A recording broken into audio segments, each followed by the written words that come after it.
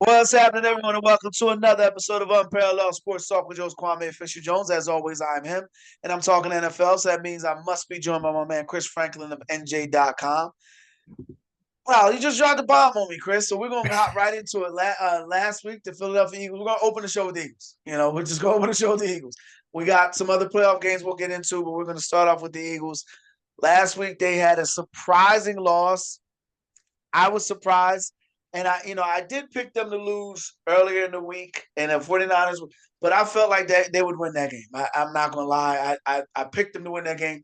I'm surprised they lost that game. I'm surprised they lost in the fashion. The 8 penalties, the missed extra point, which came back to haunt them because they make that extra point, then they're going for a field goal instead of a touchdown. But the big thing in that game that stood out to me was AJ Brown's ineffectiveness. He had been a pain in the all year, and to end the season with three critical drops. One was a ball he wasn't tracking, I guess was the excuse they gave him, and then the drops on the final drive, and then the actual drop early in the game. That's not him. So right now they're looking for an offensive coordinator. They cut the offensive coordinator going into. They didn't even wait for the final season assessment. They got rid of the offensive coordinator off the rip. What are you hearing? I thought it was going to be Mike McDaniels. I thought it was a foregone conclusion. That's why Stephen A was on his rant. But from what you're telling me, that's not going to be the case. So what are you hearing? What are your takeaways from the game? Just give me your whole breakdown. I think overall, I'll start with the game first. I look at the way that that game was a microcosm of the whole entire season offensively. It was a lot of conservative route calling, a lot of conservative play calling. The run game was ineffective, so you couldn't take your shots down deep.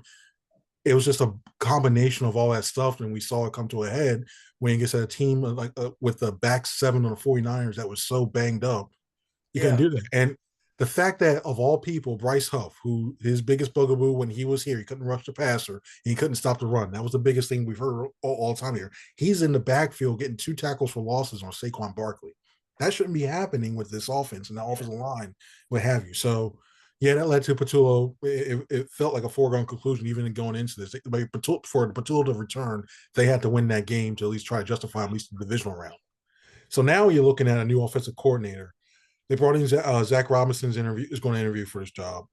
I look at the fact that I look at it as it's doesn't hurt because I think you need to look at to bring all these people in to see what they're running. I like bringing Zach Robinson in because the Falcons, when you look at their pass game, wasn't that great until later in the day. It was still kind of consistent. But when you look at that run game with Bijan Robinson and how he schemed things open, you could take that stuff away. You just learn. And you may see him down the line as OC, so you record all that stuff and use it for the future. Mike McDaniel and Tom Monken and Brian Dable are the big three, and they're really looking at it. I look at the fact that with 8 openings per se, well, 9, maybe open 9, given the hardball stuff, and wink, wink. But as of right now, 8 openings that are going to be there. Yeah, I think Mike McDaniel's going to get a job. Somebody's going to offer him because we know it's offensive league. He's creative. Somebody's going to offer him a job. So at least probably Dable, who's still interviewing that. Monken's going to go with Harbaugh because they're going to offer. He's fighting for more staff money, so he's going to go there. He's going with Harbaugh to the Giants. So you're hoping upon hope that Mike McDaniels is failing his head coaching jobs. Somebody's going to get desperate. And you're looking at Brian Scalise, who's the pass game coordinator for Rams. Basically, and it's crazy. I think we're going to see a full philosophical change. And I think looking at the strengths of what the Eagles' offensive personnel is right now, they probably would benefit going with a Shanahan type system with the outside zone games. But that's where they had the most success running the ball. Outside of the tackles and the outside zone games, the control thing. And the thing with a Shanahan scheme is it helps the court. It's very quarterback friendly. 1, 2, he reads and his ball's out. And I think look at Hurts and what he can do. I think that's the best system. So that's why you see a lot of that. Dable wouldn't be bad because he's got familiarity with them. Biggest thing is, does he try to run the ball with Hurts too much? Because we saw Jackson Dart and that type of system that he runs, it's can get kind of basic. They used it in New England about 2015-16 with Brady, where they just call one play, and then you have a concepts with it, and then it goes by outside in with the receiver thing. So that's to get into the weeds, but I wouldn't be surprised right now if I had to rank it. Dable, in my opinion, Dable might be the guy going into this thing. Wow. Okay, so right now, Mike Kifta is the most recent interview. The offensive coordinator with the Giants. Yeah, scary. I want to circle back. The game was disappointing, very disappointing, because Eagles got way too much talent for that.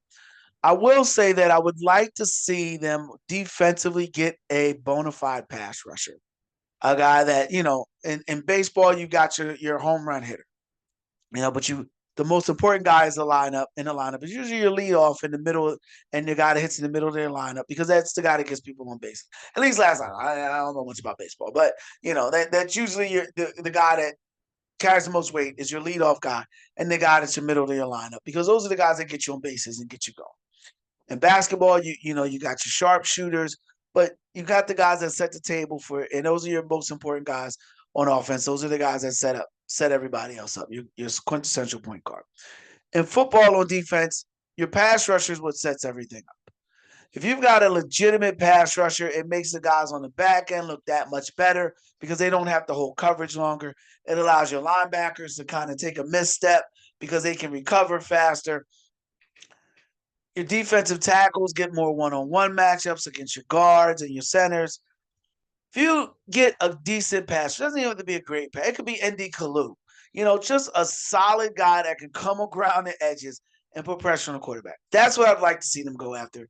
Quietly not having that this year, and I think you would agree with me, was kind of the first year they didn't have a guy that could get pressure on. I mean, it was Hassan Reddick one year, and then it was Josh Sweat was a guy that always managed to come in and get pressure. This year, it felt like they didn't have a guy that could get pressure on the outside. Before I go to my next point, what say you on that comment? I like what Jalen Phillips did. I thought when he was in there, he was effective, and you started to see the key was the thing. I think when that stretch when he was kind of disappeared a bit is when you didn't have Jalen Carter, because when you look at when the Eagles were doing really well, and what they like, it looks like they try to do a lot is they try to get Carter on the opposite side, like say he lines up on the right side, right defensive tackle, and then you have Jalen Phillips lined up on the left side. So that way you don't know if your offensive line, you can't shift the line to one certain way because you either getting Jalen Carter going up the middle or you get Phillips going the outside. So, and the thing is, he's also a free agent now, and he's not going to. Eagles don't use the franchise tag, so you're not going to use that. Transition tag might as well be extinct because they're not paying the top 10 for that, and nobody ever uses it. It just pisses off the player more.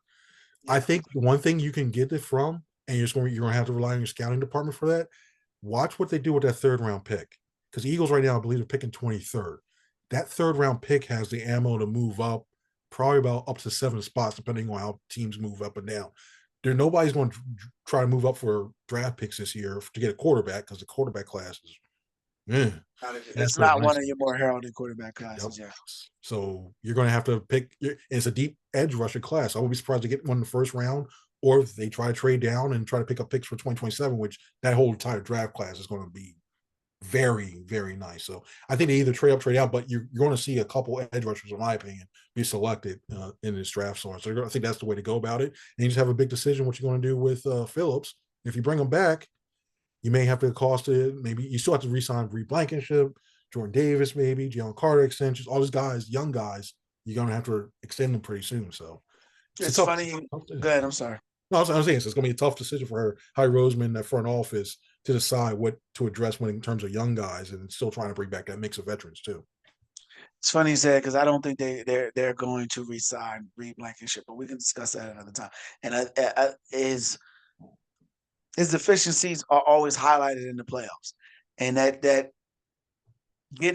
biting on that flea flicker, while it wasn't a big deal. It didn't lose them the game. Obviously, it didn't help them win it. I don't think going back to whatever the trick play, whatever you want to call it, didn't lose the game for them. It wasn't, but every year they haven't had CJ Gardner, it comes back to bite them.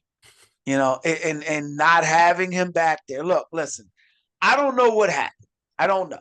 And I don't want to know. But that you can't let that talent leave. No, I'm saying you can't let that talent leave. He doesn't bite on that. Am I wrong? He's not going to bite on that.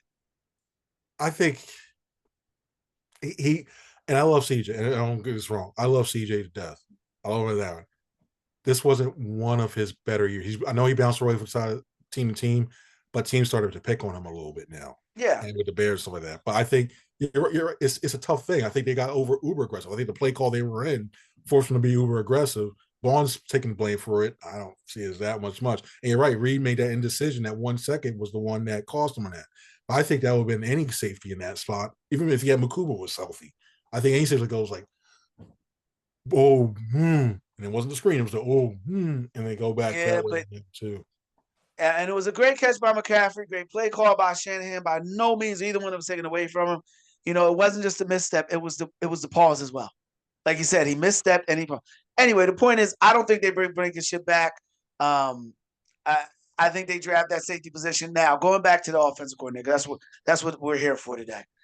I assume McDaniel was going to get head coaching money to be the offensive coordinator because if they bring him in, they're going to have a guy for 2 years. Even if he has an amazing play calling here and the Eagles go 16-1 and run the table, I didn't think McDaniels. The people were going to be trying to bring McDaniels in for head coaching. He really wet the bed in Miami. So you believe that he's going to get it out? Okay, excuse me. We got to talk about this, Chris, because you dropped that on me, and I didn't listen. Minnesota's defensive coordinator, whose name escapes me at the moment, Brian Flores. Brian Flores, should be number one on most teams' list. You're telling me he's not? I think he's going to go to Steelers because he's got to I pay for it. thought the Steelers. I thought the Steelers would be likely too. But listen. The Steelers have been consistent with one thing: they hire guys who no one's heard of. Right? Yep. Cowher was a defensive coordinator for Marty Schottenheimer at the time, right? He wasn't a highly touted prospect, head coaching prospect. He's going now. Tomlin was a defensive backs coach for Tampa. Not the most heralded guy. And when we say Cowher was defensive coordinator, he wasn't defensive coordinator for the Giants. He wasn't defensive coordinator for the Packers. He wasn't defensive coordinator. He was a defensive coordinator for the Kansas City Chiefs.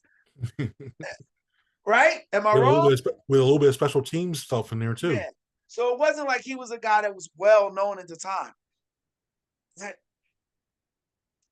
don't think Flores gets the Steelers job. It makes sense, but I also question if they're going to go back to back with black head coaches.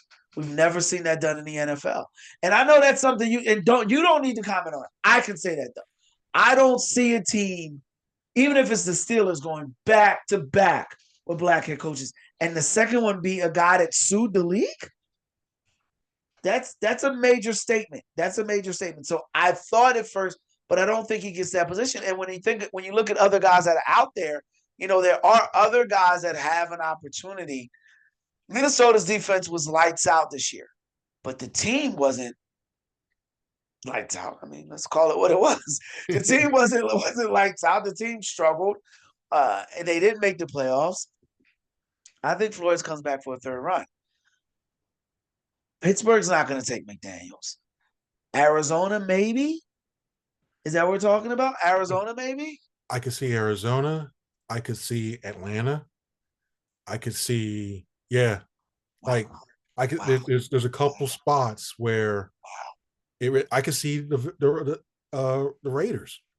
I could see them because if you look at the philosophy of the Davises, when it comes to it's always they usually try to go offense. Antonio Pierce was around that one, and you know who's part of the head coaching decisions out there too, Tom Brady. So, by the way, Brady during the broadcast, you see why he won so many times. He's a savage. Like we got to get on the ball, we got to go, we got to move. We're not moving with urgency. Now look, we got it. Let's go, guys. Like he was, and but it wasn't like it was like it wasn't like it was Roma. You know, it wasn't like here we go, Jim. Yeah, it wasn't that. It was let's go, guys, and come on, we got to get them. Like it was, you could hear it in him. You know, I just got to talk about Brady for a second because I walked away from that saying I see why he won so many championships. Like I see why he was who. I see why he's him. Just the way he approached it in the booth, for crying out loud. He gave us a whole philosophical breakdown on how you hold the football. Hmm. Do you remember that? How it Yep. needs to go in the wind. Think about that. He gave a whole breakdown on how it needs to go, how you need to throw in the wind, the trajectory, because what it's going to go like, what it's going to be like, how it's going to rise, how it's going to sink. Dude, you saw it. Like you saw him. You saw, Yes. and it was like you know what it was like? It was like the old bodyguard, the old henchman for the mob, or the old drug dealer's guy that you send out to go collect money. And you see the interviews with the guy, HBO's got special. I think it's the Iceman. I forget his name. It was the Iceman. And he's got all these murders. And when he talks, you're like, oh yeah, I can see it. But then when he would talk about certain things, it just came out. Frank Lucas. When Frank Lucas did an interview, for those who don't know Frank, you just go for it. But there were moments during the interview where you're like, yeah, I see it. I can feel it. That's what it was like listening to Brady in the booth. Like, come on, guys. All right, we got it. We got defensive line on the heels now. Let's get on the ball. Let's get moving. They've got no pacing. We're not moving, guys. Come on, guys. Like, it was just, you could feel it. Anyway, I'm sorry. I just had to say that because it blew me away. It was awesome to hear, and you felt the difference. You got to see. It was like just when you got that little glimpse of Jalen yelling at the Kansas City Chiefs defensive tackle. Chris It's Jones. not Chris Henry. What was it? Chris Chris Jones. Jones. Yeah. Yeah, when he said we won the game, though, like you saw that. That's the Jalen we get in the boo in the interview. That's not the Jalen we get at the post game. That's the Jalen on the football field that's got a little fire in his belly. That's what you saw that about Chris. But anyway, going back to what you were saying, Chris, I thought maybe Cleveland was an outside chance to McDaniels because they're known to make bad decisions. But I think they're going. I think they're going to go a little different with their decision. I think they're going to go younger. I think they're going with a guy that's not a retread and someone that's going to be a little cheaper. So you're telling me you think McDaniels is going to wind up in either Pittsburgh or what was the other stop you mentioned? Atlanta. Or Atlanta. Atlanta, even the Or Raiders. the Raiders too. Those are the three I really see him going there. The Pitt and the Browns one, I don't. You're going to need a young guy to want that job because if Yeah. I'm McDaniel, I'm not taking that. You don't have a quarter. You don't know who your quarterback is. Your offensive line's really bad. Your only true receiver is Harold Fannin because Jerry Judy is just too inconsistent. Drops too many passes. It just needs so much stuff. And if you're McDaniel, you want to prove that. Yeah, and that's just asking for trouble, and you don't want to go back to back places looking bad because then you're relegated to be an OC. So I can see that. Now I'll put this caveat out there: if it comes to the fact where he doesn't like that, he may go as OC for 1 year to try to see another job opens up. But then you're looking at, okay, where's the OC spots? Philly makes sense. You look at Tampa, maybe. Baltimore. See, I think Baltimore. I don't know. I think Baltimore. See, I think if Baltimore's to me moving pieces, where Chris Shula does become the guy there, I think he takes somebody off of McVay's staff, and that becomes the OC there. So maybe like Scalisi. I don't know. It's too much. Like I mean, hell, if Joe Brady gets a shot, if Joe Brady gets a head coaching job, I mean, he's coaching today. Not today, but he's coaching the Bills, but he's coaching that. If he gets a shot to be a head coach, maybe he goes to Buffalo. Who knows? Like, McDaniel holds all the cards right now. He's going to get paid. Man, if he does go to Eagles, they will pay him to be a head coach money, but he will be on the thing. He'll be interviewing the following year if they do success. How much stake are we putting into? And then we're going to move on after this. I just need to know how much stake can guys put into every time this team has success, their coaches get a head coaching job. Like how much? Like Fangio has said, I don't want to go anywhere. Like he's our Jim Johnson. He's happy. And full disclosure, having traveled the United States, having lived in multiple spots, you guys don't understand how much it is, how the benefits that Jersey, Philadelphia region offer. If you've been around a lot, the only bad thing you got is the weather. Outside of that, it's you're happy. You make good money. Your money goes long there. It's not like things are overpriced. You're happy. So I understand Fangio saying he wants to stay there. So defense side, but offensively, I mean, Kellen Moore is probably going to be unemployed in a year. I'll give it a year.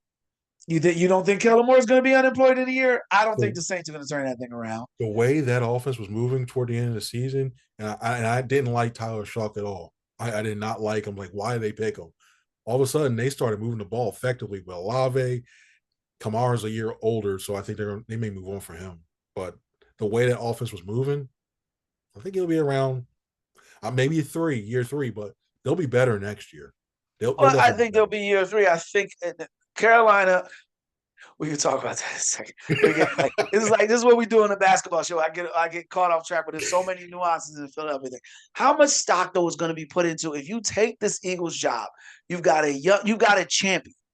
Like if you're Dave, if you're Brian Dave, right? Because you mentioned him, and I hadn't heard his name. I'm intrigued by him because I think the Giants held him back. He comes into Philly having those pieces, that stability. He can do some things, and he did have a lot of success with Josh Allen because I didn't think Josh Allen would be a good quarterback. My concern with Dable is it going to be too much me, and not enough we. I think with McDaniels is kind of a mad scientist. So he wants to see success. So it's not so much the success. He wants to see, like, the beauty in him is it all coming together. He looks like a guy that wakes up and says, I love the smell of fresh napalm in the morning. Like, he looks like, that type of dude. Like, I love the smell of football in the evening. So that's a guy. But Dable seems like I want credit type dude. How much stock, though, is put into, you know, if I take this job, I'm guaranteed a head coaching job as long as we're successful. It really feels like, and I'm going to take it to college now. You look at the American Athletic Conference, the one that like see South Florida, Temple, Memphis, and all those guys. That's what the Eagles' offensive coordinator job is being because your head coach doesn't call plays. You're always going to be in that mode, and they're okay with that as long as it gets some championship. And Howie Roseman said that in the end of year press conference. They're okay with that as long as you have if you don't regress and pick somebody from the staff that's currently there that we've seen the regress over and over again. I see it twice now with Brian Johnson and now Kevin Patullo. So they're okay if it's somebody that's really who's there for 1 year. They'll seriously go with that, and if they had to go back and if it results with another ring on their finger, they'll just go back out and look at it again. And I'm going to defend Howard Roseman and Jeffrey Lurie on this one. Brian Johnson, like he just wasn't ready. Like that's what it looks like. He just wasn't ready. So listen, it's a bad hire. It happens. They're okay. I don't question their decision making. They're okay. I felt like Saquon was a step slower this year. That's just me. I know I'm on an island by myself on that one, but in watching Saquon, he looked faster than DeMarco Murray when he came to Philadelphia, but he looked like he was a step slower, much like DeMarco did. And I tend to get you 20, Howard's going to draft the running back in the first 3 rounds. Say what you want. I know you're talking defensive end. I know we're talking linebacker, wide cornerback, safety. 10 to get you 20, there will be a running back selected in the first 3 rounds. I don't think he goes free agency. Quickly, so before we get to the playoff predictions, you told me you don't think Mike Tomlin's going to coach next season. Nope. I agree with you. However, Atlanta seems very interesting if you're Mike Tomlin. Very interesting. You just spent 19 years in Pittsburgh. People go to Florida. Some people, there's a certain cultural group that goes to Florida to retire. There's a certain cultural group that goes to Atlanta to retire. I'm just saying. His princess is headed to Georgia. Yeah, he was there. He was there to watch her perform. Listen, I got a princess that's headed somewhere to school too. And while my wife would not let me go live in that state, if we got a job there, I'm just saying. I'm just saying. It's as a father, it is tough, especially when I know he feels 10 times more because he hasn't been there. Are the Falcons interested in Mike Tomlin, and can you see that happening? I think they would be, but the thing is, I think he really is not that. And the other thing that's in play now is technically he still has 1 year left on his deal, and the Steelers own his rights, and you'd have to trade for him. Now with Tomlin, he's a first round pick. I'm sorry, he's if Gruden got you a first and a third, you'd have to trade for him. Problem is, remember that Penix deal? Remember they had to trade up to get like some of those trades they had to trade to get that stuff. You think the Steelers would hold him on that? Do you think, yeah. just from a business perspective, you think Oh yeah. I don't think so. I don't think so. I think they would negotiate a buyout. I think he would negotiate a buyout depending on depending what the last Will and Testament interview was like. I don't after 19 years. I don't think they would hold. I just don't think that. I think they would negotiate a buyout. The way and he recalled. because the way it sounded like from there, Rooney was surprised. Rooney really wanted, like, he was going to come back. Rooney was there going to talk himself. Rooney was expecting to bring him to come back. So now you have to put the whole thing, you have to hire search firms and all the other stuff, which search firms for college, looking for, not college, but search firms looking at head coaches are the most worthless things ever. That's my 2 cents. But I look at it as a fact that, they're like, you know what? We can get something of value here. And if you guys really want that, and they could play the part of, we were really looking forward to having him back. It's upended us. Really, if you want it, we're going to want something from him. And you get, and they're not even saying, and then if that ever got out there saying, hey, Tomlin wants to come back, especially this year, even though he said, like, there's more and more reports saying he's not, but if it's like Tomlin wants to come back, Falcons wouldn't even do it. Falcons first round pick, I don't think they have one. So Falcons aren't doing that. They're like, you start the other teams go like, we got a first round pick. We can give it for it. We have a first round pick next year too, or we have multiples. The Jet. If you look at a team like the Jets right now, if they said, no, it's not gonna happen. Not gonna happen. He wouldn't go there. But if he's like, hey, we'll give you a first round pick, they'd rather trade him there before like getting like a third round pick or anything like that. No, Tomlin's too valuable and he's too well respected in this league. Just that member competition committee, member all stuff. The league loves him, and the Pittsburgh Steelers know that, and they got an asset there. And that's why I said, that's why I look at it and I'm like, it's from a football perspective, because I like the Falcons, young team, a lot of pieces already on the table. The puzzle just needs to come together. They got the pieces to the puzzle, just need to put the puzzle together. And here's the thing that no one talks about: their division is diddly poo. Their division is poop. Like it is. Bryce Young had a great year this year. They were 8-9. You're saying the Saints? Technically, they were tied for first place. Yeah, exactly. Baker Mayfield is Baker Mayfield. We know what he is. The book is out. We know what he is at this point. We don't know what Penix is. We know what Bijan Robinson is. What's the tight end's name? Kyle, help me. Kyle Pitts is a free agent. Yeah.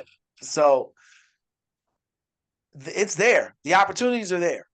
And it just makes sense. But if money's gonna be the problem, I think Tomlin's got enough of that. And I think some behind the scenes phone calls will be made to keep him on the sidelines because he's great for the league.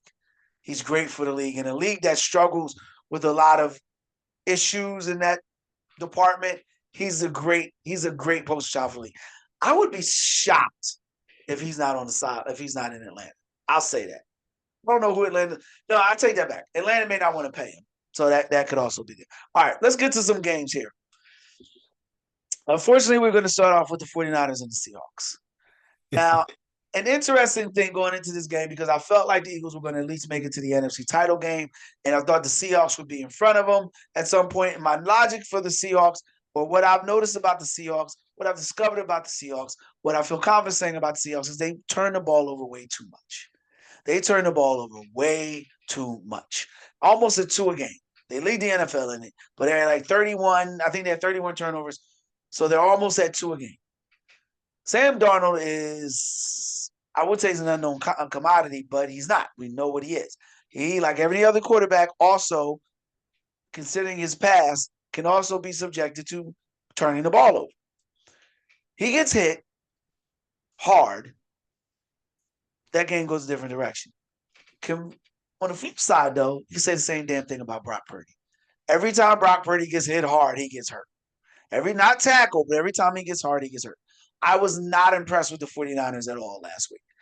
I don't know if you were, but I wasn't. I didn't think Shanahan had a great call. I think they just milked their third receiver, and the fact that the Eagles, Adoree Jackson, struggled all year, it was obvious in that game. I'm not impressed with them. Not having Kittle in the lineup, I think that you were right. McCaffrey was potent in the passing game. He made a tremendous catch. But if that's your biggest threat, if that's what you're going to go into it, I don't think the 49ers make it past this game, and I like the Seahawks. What say you? You know what? If everybody was healthy, even without Kittle, I would have leaned with the 49ers. The thing that has me is going is that oblique injury that Darnold suffered this week. And the fact that he hasn't thrown and they had to have Drew Lock having to run the offense the last 2 days. He's going to start, but now all of a sudden, he has that and he has those issues. They're going to have to rely on the run game. So it's going to be a real dirty, physical ball control game. And without Kittle, Jake Tonjes actually played pretty well this year, to the point where I think he had like 5 touchdowns at one point, something like that. He's a red zone threat. I'm looking at this game where, yeah, I see the Seattle defense being tough, especially at home. But the fact they may not be able to move the ball, and this might be an ugly game. And you have just enough guys on the 49ers to play. I'm holding my nose with this. I think we see the 49ers in the NFC Championship game. I think That's it's going to be interesting. close, but I think they win. That's interesting because before the season, we both said we saw them at least in the second round of playoffs. And fast forward, 17 weeks went by fast. Here we are. I don't though. Listen. The biggest thing is the Eagles lost that game. I don't believe the 49ers beat them. I believe And it. there was a little scuttlebutt about the referees, and I felt the referees were calling one side a lot closer. Not serious, because it was Nolan Ryan got held by Trent Williams on the touchdown pass, the one that put the 49ers ahead. And it was an egregious hold. A couple of the holds that got caught against the Eagles weren't egregious. But anyway, the point is, there were a lot of things that went the 49ers' way, and they still did not win that game. I feel like the Eagles lost that game. They did. Go They ahead. did. They did. When you look at the penalty stuff, like I'm usually not one to go officiating, but when you look at, say, the pass, there's some holding and grabbing when the Eagles had the ball. And you look at the 49ers, there's a ticky-tack one, stuff like that. But you got to overplay that. And Yeah. I think once the stuff came out about Allen Eck being from the area and all that stuff, it's like, oh, it's going to be an overcorrection. So they should have anticipated. Shouldn't even have came down to the officials to begin with. The Eagles didn't execute, flat and simple, and 49ers took advantage of it. And I think this is where 49ers, and they also, I believe as well, too, I'm taking away, like most teams would have issues with that crowd noise. 49ers are used to seeing it at least once a year. And you're playing a division foe a third time now, and you have a revenge factor on that because they beat you badly, 13-3. 3 points. Yeah, they scored 3 points. I think this is where more and more, I'm holding my nose, plus more and more, I think this is more of a 49ers win. I mean, it's line 7, I'm taking 49ers. I'm taking a lot, 49ers plus 7. Yeah, and that's another thing I was about to say. That's a high line. You look at the lines for all the other games. If you had all the other games, it's barely 7. Yep. You had the line for all the other 3 other games, it's barely 7. And the one thing that they're saying that I'm saying is this: that 3 points wasn't an aberration. It wasn't a mistake. Seattle dominated that football team. And you said the Seahawks, you said the 49ers took advantage. I don't think they took advantage. I just think the Eagles kept giving that damn game away. Devontae Smith dropping the ball. Listen, I like the Seahawks in this game, and I like the Seahawks by 10 or more. I like this to be a Brock Purdy. One of those interceptions are going to be a pick 6. He's going to have another double. He had 2. Quinyon Mitchell, sure hands, is not around during the regular season, but come playoff time, he gets his with old sure hands. Listen, I like Seahawks here. Now, my Super Bowl prediction, my Super Bowl participant for the AFC game, it's going to be the New England Patriots. I actually believe the Patriots are going to go to the NFC to the Super Bowl. They're lining up against the Texans. The line there is 3. I don't know what the weather's going to be like in New England, but I know it ain't going to be the same as what it is in Texas. And every week I say that. Every week and the only time it didn't come to fruition was in Philadelphia, and that's only because the Eagles gave that game and they were hell bent to losing that game. It is going to be areola crunching cold. I'm serious. We got 4 minutes left. It's going to be areola crunchingly cold in New England. I like the Patriots. I also like the Broncos to beat the Bills, and I'm going to go with the Bears to beat the Rams. Floor is yours. Well, I'll start with that Texans game. If Nico Collins was playing, that looked like it was a concussion when he fell on that thing. If Nico Collins was playing, I think that I would have taken the Texans, but I don't think they have enough weapons to be able to counteract. Texas defense will travel and they'll come to play. It'll make it interesting. I just think that the Patriots, even with Kayshon Boutte and Stephon Diggs, I think they are able to make a couple plays downfield. Travion Henderson breaks maybe one, and I think that gets it done. I think the Bills beat the Broncos. I think Sean Payton in this type of situation, Bo Nix, the way you talk about Brock Purdy, Bo Nix, I'm still not impressed with. I Oh, I still think agree. he'll get you around there. He'll keep you moving around, keep you around there. I just don't think. I think it's enough things where the Bills make the big plays. Bo Nix plays too conservative. They have to try to hurry back and make a comeback, but I still think the Bills come away with that. So I think the Bills on that one. And then finally, I think Cinderella time's up with the Bears. I think the Rams have way too many weapons. I think you look at the things we're talking about the safeties. When that one, I think Kevin Byers is a really good safety. I think C.J. Gardner-Johnson is a really good safety. But I think overall, when you look at Puka Nacua, who's playing lights, he's playing out of his mind right now. Devontae Adams is that connection you have with Stafford is playing good, and he just needs some semblance of that three-headed monster in the run game, which they're doing well with that too. So I wouldn't be surprised if we see the Rams playing the 49ers in your in one NFC Championship game, and then the Bills facing the Patriots. And so basically, we're going to see two division matchups in the championship games, and we go from there. The reason why I like the Broncos over the Bills is you mentioned Sean Payton, but I like the fact that Payton's had a week to prepare. He's had an extra week to prepare. And let's face it, man, the Broncos aren't a juggernaut offensively, but they're a stout team defensively. And the Bills, we're going to put this game in Josh Allen's hands, and we'll see what he can do. And listen, he puts up great numbers, but this is about the time. They say it's Dame time, it's Allen time. It's about the time Allen falls short, and I don't see that changing. I like the Bears mainly because the game is in the game. I believe is in Chicago. Yep. Yep. I don't know what Stafford's record was in cold weather games, but I know McVay's record is not good.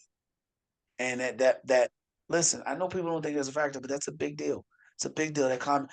And Caleb is. I've long. We both agree. Caleb is teetering on being him. This could be a moment for him. This could be a moment. And they came back last week when it looked like they were dead in the water. Dead in the water. They came back last week. Yeah, I'm rolling with the Bears.